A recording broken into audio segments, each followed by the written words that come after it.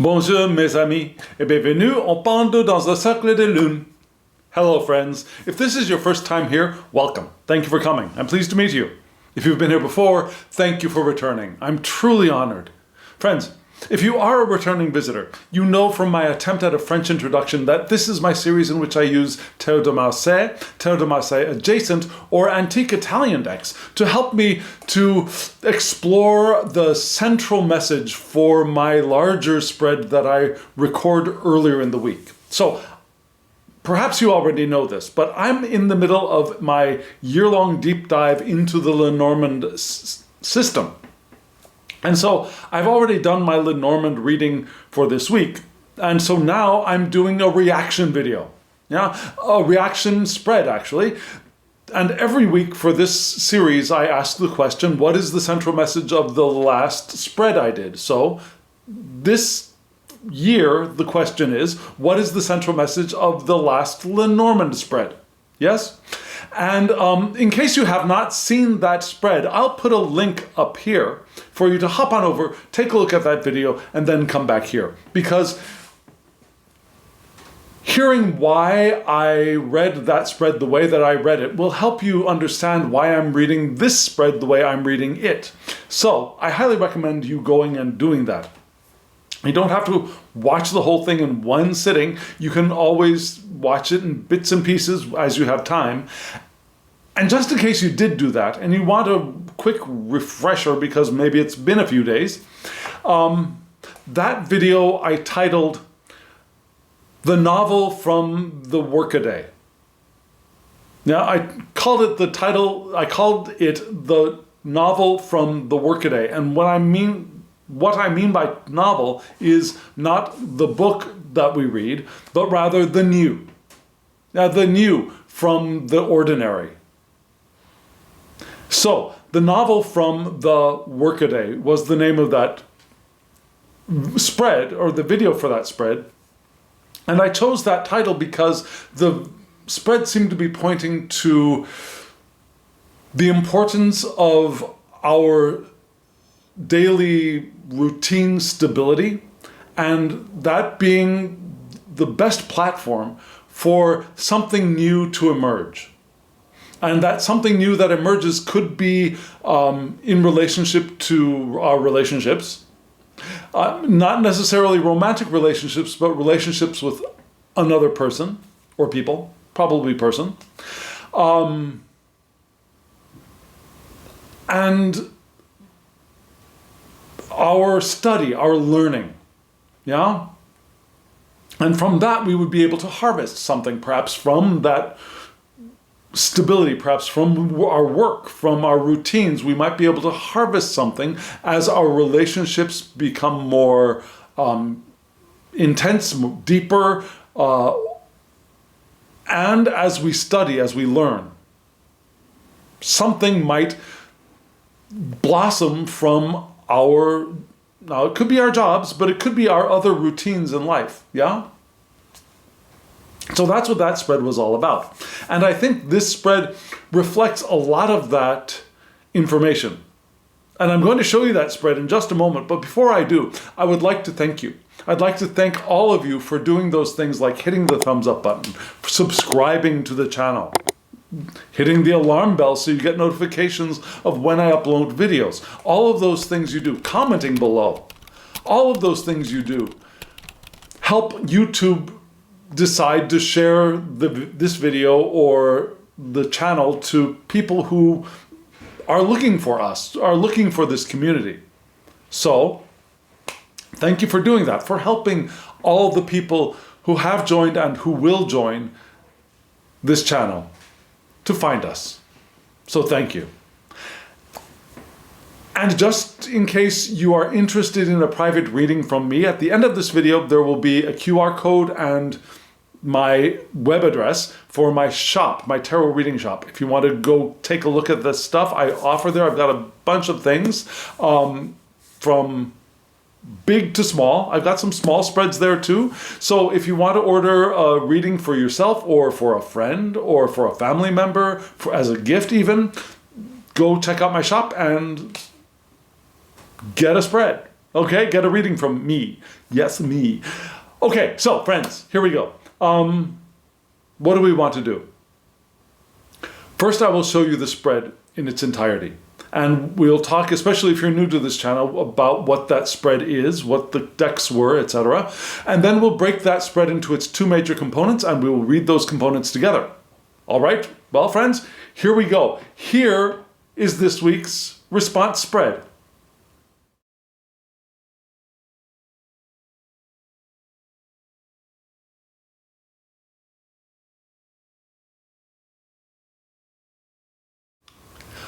What do you think, mon ami?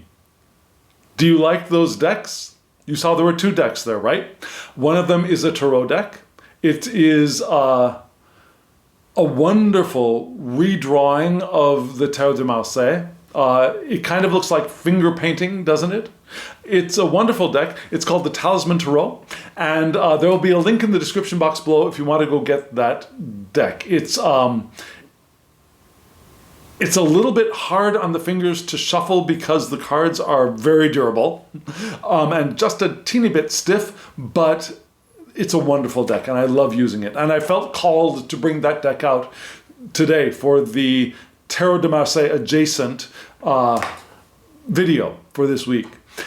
The second deck you saw below, I've used this on my channel a few times already, is an oracle deck called the Poesis deck. And it now has a guidebook, but when I purchased the deck, it did not have a guidebook. We were expected to read the deck intuitively, so I decided to go with it like that. I have not purchased the guidebook yet, although I've seen bits of it online and it looks really, really good. So I'll put a link to the creator of this deck's Etsy shop, I think, in the description box below as well. So you can go and get that deck and maybe the guidebook. If you have the guidebook, let me know. Is my assessment correct? Is it a beautifully written guidebook the way I think it is? Let me know. Let us all know. Now, you saw that the tarot cards are in a line of three, right? This is not a positional spread. We'll be reading these cards directionally, and they will tell us a story, right? The three cards below, the oracle cards, I think we're going to be reading them as, how shall I say it, as modifiers, like an adjective modifies a noun, yeah, as modifiers, as descriptors, as modifiers of the tarot cards above. Modifier is the best word I can think of right now to describe the way I think that these cards are interacting with the cards above in this spread. And I'll tell you why I think that when we get to those cards. But first, we're going to look at the tarot cards in depth. I'll show you the three cards once more so you can get a really good look at them, and we'll start reading them together. Are you ready? Well, friends, here they are.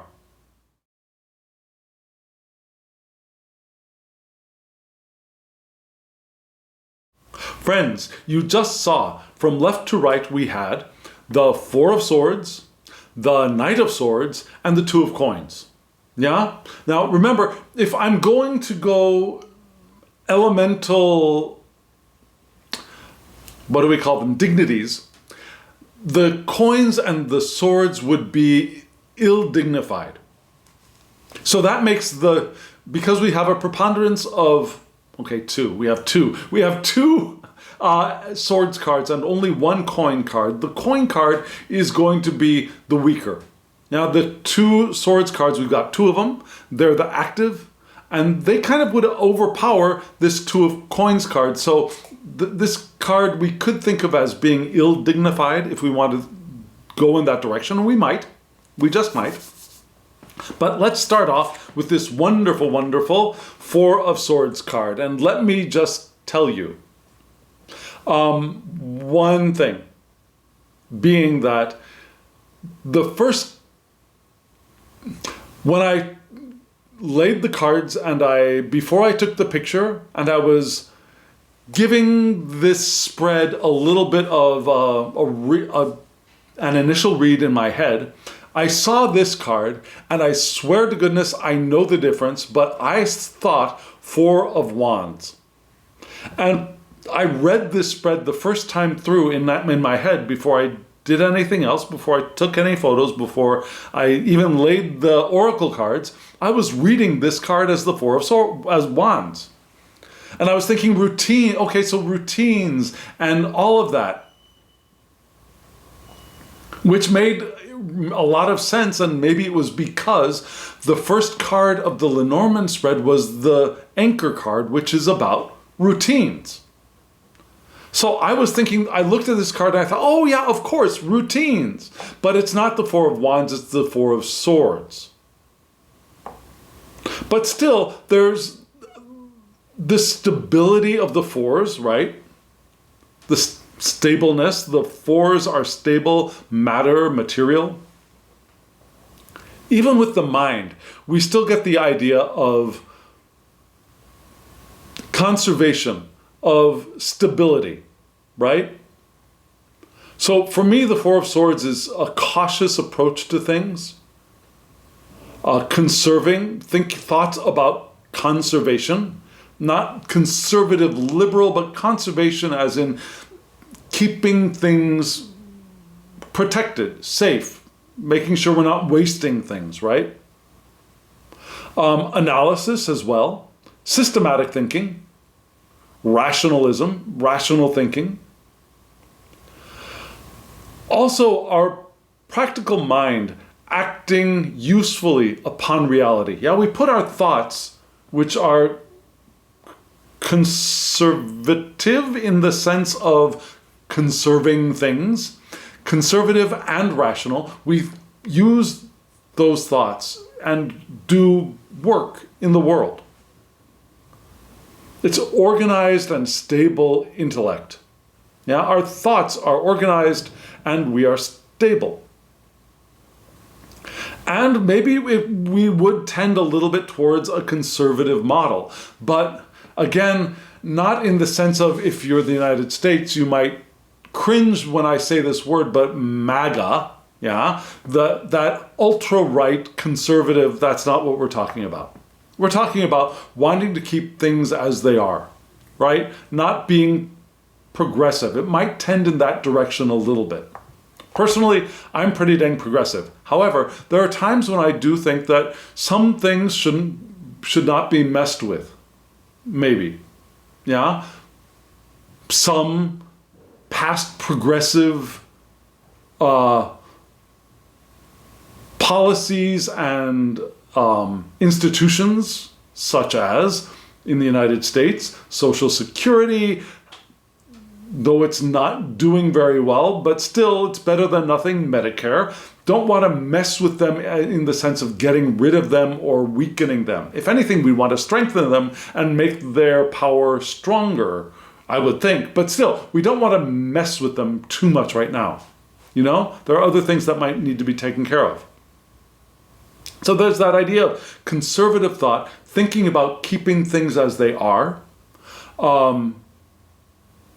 being cautious, being rational, analyzing. Kind of a Virgo attitude, though Virgo is an earth sign, not an air sign, right? It's a beautiful drawing. Can you see the flower there in the center? That flower is going to be important in a little bit. But let's move on to the Knight of Swords, because the Knight of Swords is the next card, and the reason that I'm reading these cards from left to right. Because you can see that this knight is moving from left to right. So this being the only figure among these three cards who has a face with eyes, and I read the Terre de Marseille with a line of sight, I'm following this knight's gaze. So this knight is coming from the Four of Swords and moving towards the Two of Coins. That makes sense? So this knight is coming from that caution, conservative analysis, rational thought, maybe even maturity. But the Knight of Swords gets very activated, right? The Knight of Swords is action, impulsiveness, being able to leap into the unknown, attempting to make that leap. Not only being able to, but attempting to make the leap into the unknown. The explorer. Yeah? Maybe an Aquarian model. Experimental intellect of silence and emptiness. Yeah, it's like the Buddhist no mind moving into action. And being comfortable with the void, being comfortable with the unknown, because that's where the knight's mind can rest, in the unknown, in the void. Now, there are some readers who see this knight and say that this is returning to the path of love, which is interesting. That will come up again a little bit later. Maybe fighting for a spiritual cause. Think Joan of Arc. Yeah, ready to give testimony. Again, think Joan of Arc. So we've gone from this stable mind, conservativeness, into something a little bit more radical. Now we've taken that leap from the stability into the unknown, or at least we're about to take that leap. And maybe that leap will include the path of love, yeah? And maybe that will be a spiritual journey, or a journey into more spiritual activity. So this knight leaps into what? This knight leaps into something that is fairly ill-dignified. Ill-dignified means what? Just in case you don't know. So, each one of the suits represents an element. So wands are fire, swords are air, coins are earth, and the cups are water. Makes sense, right? So the swords are air. Each one of the elements has, well, can be paired with itself, which is wonderful, right? Peas in a pod, birds of a feather. There's also one element that is well dignified. If the two elements feed each other, maybe inflate each other, make each other larger. There's one element that is neutral. Now they walk side by side together. They don't really affect each other much. They don't bother each other. They're comfortable. And then there's one element that will be ill-dignified, that will sap the energy from the other, that will drown it out or quench it or what is that word? Squelch it. Yeah? So for air, the one element that is ill-dignified is earth. Yeah, earth can bury air, just as air can blow away the earth. Think windstorm, right?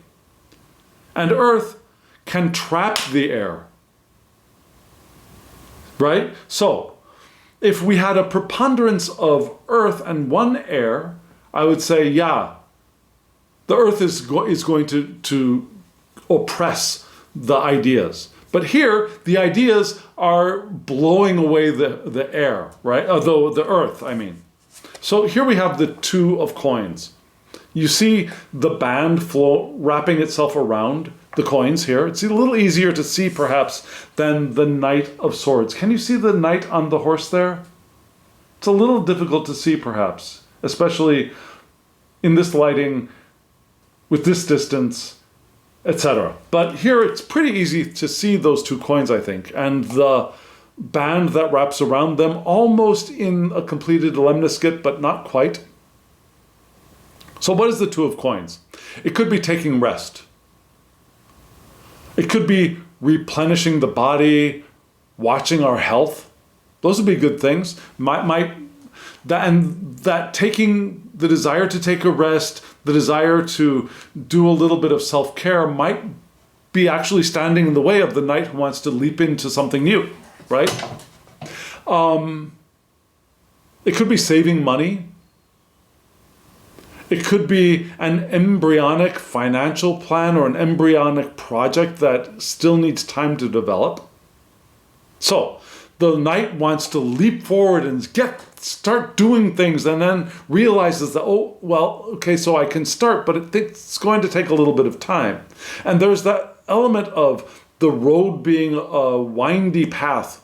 If we think of that band around the coins as being this windy path, yeah? A winding road, advancing in complex ways and perhaps taking time, which is a little bit against the desires of the Knight of Swords, who desires to move quickly, even if it's through the unknown, wants to, let's get going, let's do stuff, let's get it done, let's not even get it done, let's start and continue doing the doings of things, yeah? And this card is saying, yes, but it's going to take time, it's going to be a windy path, just cool your horses, chill, and do it one step at a time. This card here is wanting the Knight of Swords to become a little bit of the Knight of Coins, which is the slowest knight of the four, right? So we want to leap into the unknown, and we get there and we realize, oh, okay, so I'm not going to be able to go as quickly as I wanted to, but still I've got a path forward, right? So there's a little bit of tension there. Now, there's also a tradition that there's a desire to marry or form a partnership here with the Two of Coins, which is interesting because remember, we got that sense from the Lenormand Spread of the friend becoming a partner of some sort. And it could be a romantic partnership, but it could be a partnership of some other kind, right?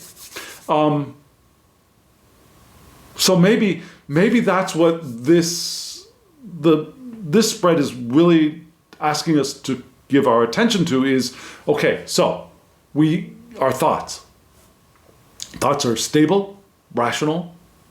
That's what we want. We want our thoughts to be stable, rational, a little bit analytical, a little bit systematic. But we don't want to stop there, right? We want to, when we get our thoughts and our heads together, then we want to take the leap into the unknown, right? We want to attempt to go into territories that we've never explored before. We want to take action. We want to follow our impulses, which might be a little bit Knight of Wands-esque, but still, we want to follow our impulses. We want to perhaps even return to the path of love, which might lead us to that partnership described in the Two of Coins. But it will also, when we get into that unknown territory, we will realize, and it's okay, that this new thing that we discovered is wonderful and it's going to take time. We're going to have to consider slowing down to walk at a more steady pace through this unfoldment of the new embryonic project or plan or whatever it is, the new thing which we discover in the unknown. And it might take some study, some learning, right? Does that make sense? So friends, we've got 3 oracle cards to consider. And I'm anticipating quite a bit. I hope it is as interesting as I anticipate it will be. Let me show you those cards once more.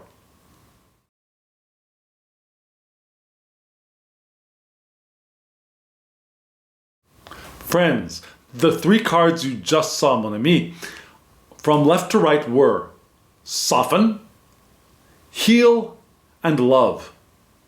I mean, I could just stop right there, right? Soften, heal, and love. That's the advice, okay? But I think we've got more to explore here. So, follow along. Let's see if we get somewhere. So the first card is Soften. Yes, here it is. Lovely card. What do we see? What I see is a woman who is a candle, right? The woman is the candle. You see the flame above her, and it looks like her dress is the melting wax off of the candle, doesn't it? So, what do I think of when I see this woman in a lovely, though potentially waxen dress with a flame above her? That flame makes me think that she's inspired. right? She's also holding a flower. Do you see that? And what do I think of when I think of flowers like that? I think of beauty, joy. So she's inspired and she's giving her attention to beauty and things that are joyful. And in order to do that, we're asked to soften, not tense up, not necessarily melt like wax, but to soften. Because it doesn't say melt, it says soften, right? And that this card was below the the Four of Swords card, right? Now you see, okay, so there are two things. You see in the center of those four swords, that flower there, right? And yes, the woman is holding a flower in her hand, but actually that flower makes me think more of the flame at the top of the woman's head, which tells us what? Well, one thing is, yes, we want to have, again, rational thought processes. We want to analyze, we want to think systematically, yes. And within that systematic thinking, within that rational thought process, there is a flower that grows. But for that flower to grow, we are being asked to do what? To soften, right? Those swords which are creating perhaps a flower bed for that flower to grow are also a little bit confining, right? They're rigid. So we soften those swords a bit. That flower can turn into the flame of inspiration, perhaps, right? Inspiration which can give us an impulse to move. To move where? To move into the unknown with the Knight of Swords, right? Now the card that was beneath the Knight of Swords was this card, Heal. And what do we see? I see a sensing stick. Do you see that? The smoking sensing, smudge stick? There are two women's heads here, but only their heads. And they're being cleansed with a smudge stick, right? So what? Maybe it's a spa day. Maybe it's that. But maybe it's mental healing. Maybe our healing can be,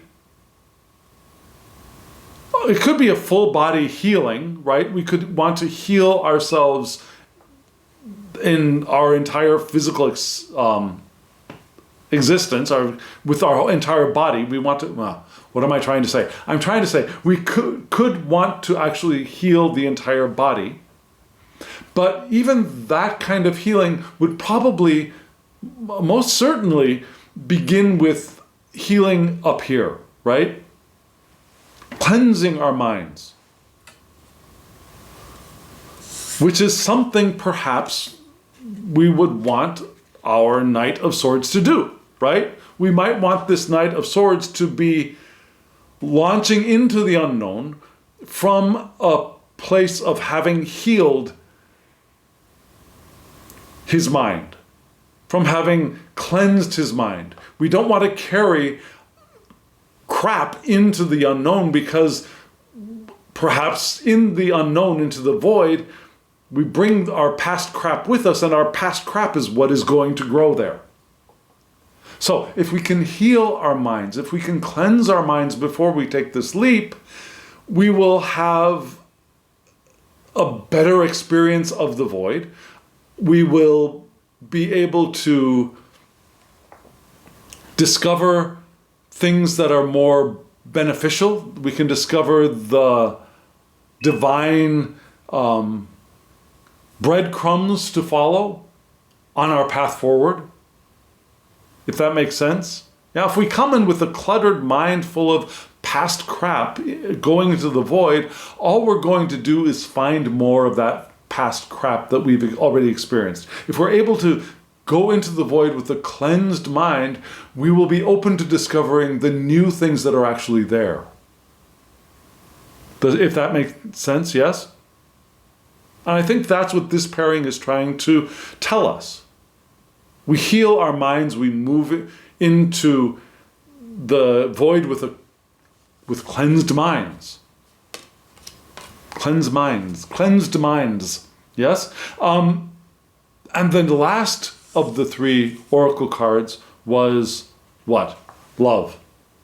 Now this love is a really odd depiction of love, if you ask me. What I see here is a very cubist figure. Yeah? And it's offering its heart, but their heart is also their head, right? Their hands offering the heart shape, but that heart shape is actually the figure's head. And we usually think of the heart, well, we usually think of love seated in the heart and the heart being here, not here. Yes? However, in this figure, their heart is both in their hands and in their head. Which calls to mind that this card is moving into the path of love, perhaps. Right? Returning to the path of love was one of the indications from the Knight of Swords. So, this card was beneath what? The Two of Coins. So this path around the Two of Coins may be the path of love. And remember, the Two of Coins also points a little bit in the direction of the desire to marry or to form a partnership of perhaps love. Maybe it's a love project that we're working on, or maybe the project that we're working on that we discover in the void as we've moved into the void with our cleansed minds is a project that develops with and for and in love. Though it's not a swift creation, it's a creation that will take time to develop from the embryo stage. Does that make sense? If it does, let me know in the comments below. If it doesn't, let me know in the comments below. Do you see something else in this spread? I'd love to hear what you see, what you feel from these cards. I'd also like to know if what we've just seen echoes any part of your experience in the present moment, or at the present time. Does this resonate for you in any way? Let me know in the comments below. I really would love to hear from you. Speaking of hearing from you, just in case you want a reading from me, I don't think I mentioned it yet, or did I?